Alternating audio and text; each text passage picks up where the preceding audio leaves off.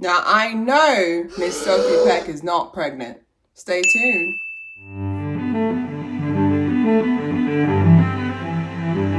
All right.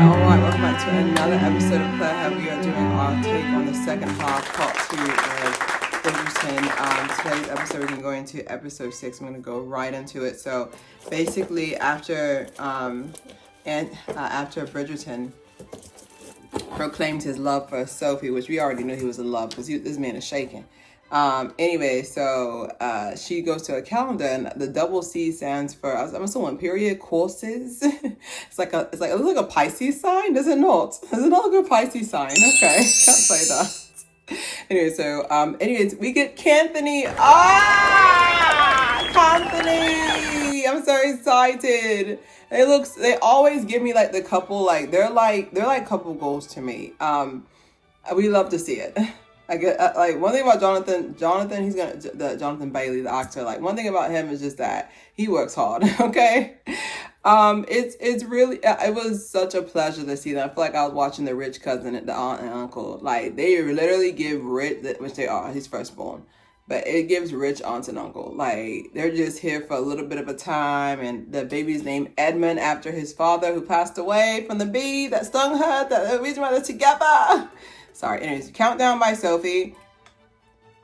Anthony and Mama B having a conversation. Make sure she sent for him. And I'm just like, I'm sorry. Do y'all have Hedwig on this one, or like a owl, a pigeon, something? How are y'all translating? I sent for you via what? Not by ship. By the time the message came by, Sophie would have been gone. Anyways, she's saying you don't listen to. I was like, first of all, with him coming in, like, kind of reminds me of like with my siblings. The eldest is a sibling manager. Now, why you had to ask a capital A to come in and deal with capital B? Stop. Anyways, I have on here the hairstyles are on point. Of course. So basically, after admitting his feelings, she gets sent a letter. Sophie gets request for moonlight and chill, candlelight and converse. I don't know. So basically, they're on a date. At the conservatory, and he was saying like, "Oh, we can go to my cottage, really our cottage." I'm sorry, what is going on? Oh, sorry. No, there's a sandhill crane outside. Like these in Florida. In Florida, like they're endangered species, so they think they run the place. Anyways, but like he was saying how like, I'll travel, like Benedict has this all plotted out. So I'll travel back and forth and from the country, and she's like, what if you find another eligible young lady? I was like, which I understand, because my thing is like, as someone who's 34, you need to understand life is not what you think it is. I'll just leave it at, I'll let you experience it, but life is not what you think it is. But he's a Regency era Playboy, because it said, cause I have this on here, Regency era Playboy, because he said something about, our child, we'll figure it out. And I'm just like, how do you figure it out with a kid? Where's daddy going? Oh, he's going into town for his ton wife. We're his country family. Like, are they from the Caribbean per se? Like, it's like, I'm about Caribbean. I mean, everybody do it, but the Caribbean men particularly, like, I was like, this sounds very familiar. Anyways, Kate is so beautiful. Like, she just gives me queen vibes. Like, they just give, they're my life goals. Like, I wouldn't say life goal, but like couple goals is that, like, they give me, they stay out of it. They stay out of it. They're raising their kid. Like, their kid looks like they're going to probably go to Oxford if it was open by then. Like college education, just high credit schools, I don't know, high gold and silver. Like they just give me rich aunt and uncle. Anyways, so Lady Danbury has her speech to the Queen, you know, just speaking with her about just uplifting Lady Monridge, like, hey, you need to put her up in there, blah blah blah blah. And so the evil stepmother Cho Chang comes in and she's speaking Mandarin. I was like, let's go Mandarin. Like, I want to say it's Mandarin. I want to say it's Mandarin because, like, the way, like, Mandarin sounds like you're talking with a sword. I don't know how to describe it. Like, ni hao, like, wow, ni hao. Like, they kind of use, like, a lot of low vowels. So I want to say it's Mandarin. Final answer. Anyways, so Penelope comes again. Hey, I want to retire. Lady Whistledown, because I don't understand. Anyways, but like she wants to, because she's like, I feel like it's no longer fun with me, and I want to do other things. And I was like, I get it, because like, as someone who's 34, I recently had like I think last year or two, where I'm just like, you know what? what am I really supposed to be doing? You feel me? Like, and I feel like everybody has that, and they should be able to have the freedom to explore, like, what are you supposed to be doing? You've been doing this for the last 10 years, what should I do now? You know, so that's really cool. And so Anthony and Benedict have a A, B, and C, I'm Claire conversation. don't counsel me. That was funny. That was a joke. I just a little bit in there.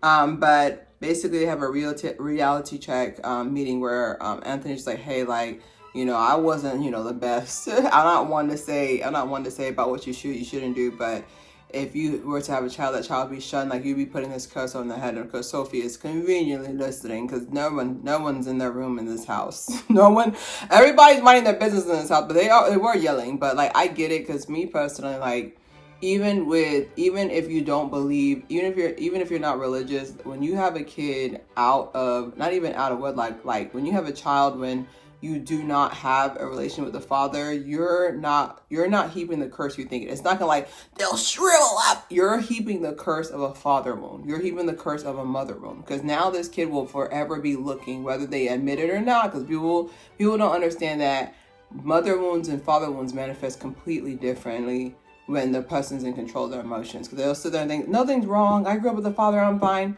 You're not. I grew up with a mother, I'm fine. You're not. Without one, I'm fine. Without a father, you're not. You know, so you're heaping a curse in a way. Yes, you are. Okay.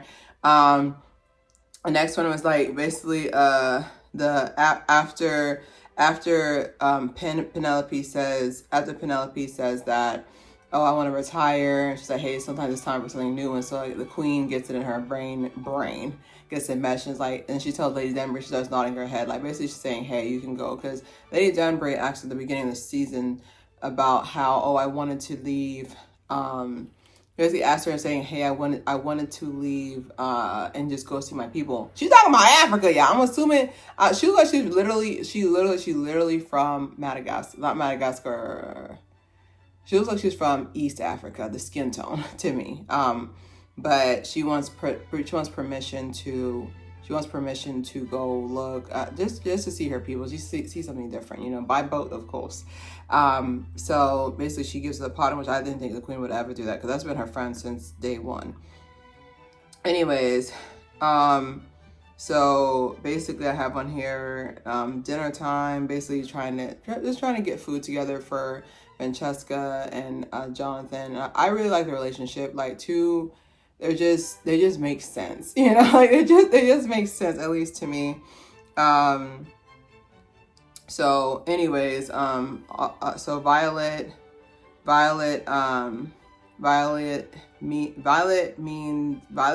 out. I keep saying Violet, that's her real name, Lady B. So Marcus ends up telling her that he loves her and all these things, and he really cares for her. And me personally, like, their relationship, like, she started saying, oh, we need to meet, or blah, blah. And he's like, oh, I love you. I was like, oh my, okay, oh my goodness. Anyways, they have a proposal. And so Sophie's just like, hey, I'm still leaving. I'm on my way out. And she's saying, I'm leaving. And like, Benedict is shaking. And that was the part, that's when I knew I could say, like, y'all need to give Benedict some credit. The acting was fun. He was literally shaking. Like, that's how love feels. Like, love feels uncontrollable. It gets quieter, you know, the more mature you get in your love, but love feels uncontrollable, to where, like, if something were to happen to this person, like, it's unfathomable. I said it.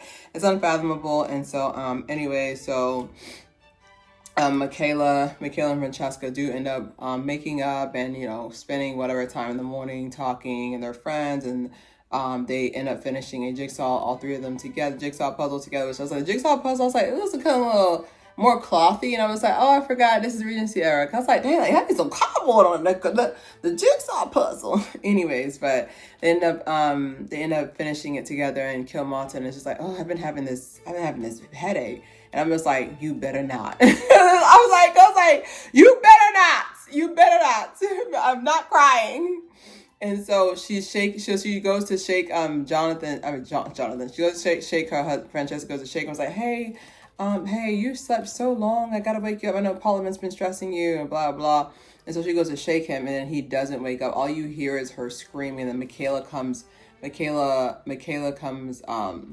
aware of it from her screams. So That's the end of the review. Recap for the review. My thing is that the Moonlight and Chill took me out. Cause my thing is that when he said, "I can't marry you, but I can show you a life," I was like, "You're a playboy, and what's worse is that you're a nice boy playboy." Did you just hear what you just said? I can't get. Here come Benedict again. I can't give you the life you want, but I can give you the life that you don't deserve by not giving you freedom. I already took your virtue already. Or Jerry. I already took your virtue already. I need you to. I'm sitting here. I was like, this doesn't make any sense. Like you're sitting here saying the same thing twice, but in a slower pattern. Does not mean you're not a playboy. It's like when someone say, "Let's go on a break." You never see this person for the next 45 years. Just say you want to break up. Like, this is so stupid. Hearing Marcus say he loved you to I love you to Violet was definitely that was beautiful, because I can only imagine she hasn't heard another man say that her garden is in bloom.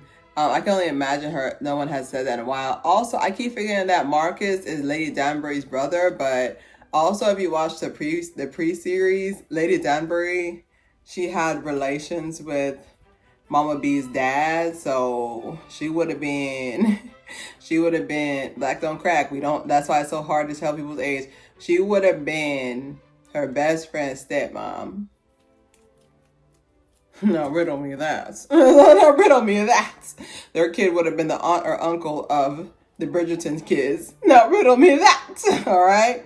Papa Bridgerton, Edmund. Okay. Anyways, Sophie's goodbye when he was shaking, like, I was like, all right, you're forgiven. Like, the way he was shaking, that's what we want. Bring back shaking. Like, bring back shaking. Like, the way he was shaking, y'all. Like, he literally was just like, what do you mean you're leaving? Like, that's when you know somebody, that's when you know your man fell for you. Like, if your mere presence not being there starts making him panic, that means he's missing his other half. Thank you.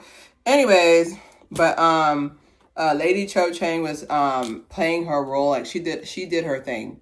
She was playing her role so well, like just full on just chilling. Like, I can't stand this lady. Great acting. Seeing Canthony, especially Anthony and Canthony and then Edmund, baby Edmund, like, I'm not saying that other kids don't matter. I'm not saying that, but with Anthony being the eldest, like, Edmund is the first, like, he is the first in line after Anthony, you know.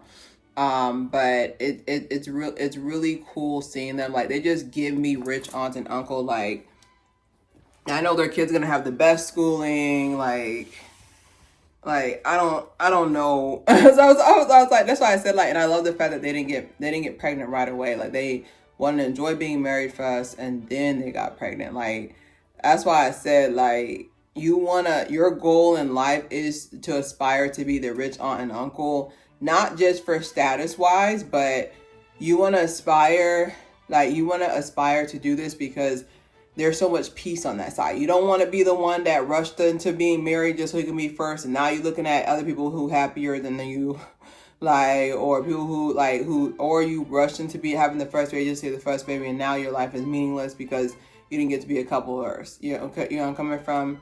So it definitely aspired to that, my young 20s and 30-year-olds and 40-year-olds, right? And then Lady Danbury being part of Riley Queen, like, that made me tear up, and I'm just like, turn this off. Like, because it's just that if you watch Queen Charlotte, it all makes sense. Like, when she first started, when Charlotte first started being a queen, Lady Danbury is all she had. That's all she had. Like, she was the only person, so it's just kind of like not even your oldest friend, your original friend is moving away. Like, I know what that feels like. I had a really close friend who moved away, who's doing amazing now, but it was really hard because the times you have with this person, they're so good. Like, compared to the friends you'd be in the future. Not saying anything, but like, nothing, it's a different love. Like, when you're really good friendlies versus like a close friend, like you're really good friendlies versus close friend versus associate leaves, there's different levels to it. But like, it has to happen. It's all part of the change. And then one more thing too is, with John not waking up, like, I know we're going to talk about it more in the next episode, but something about her being so young going through widowship that she's about to go through is heartbreaking. Stay tuned.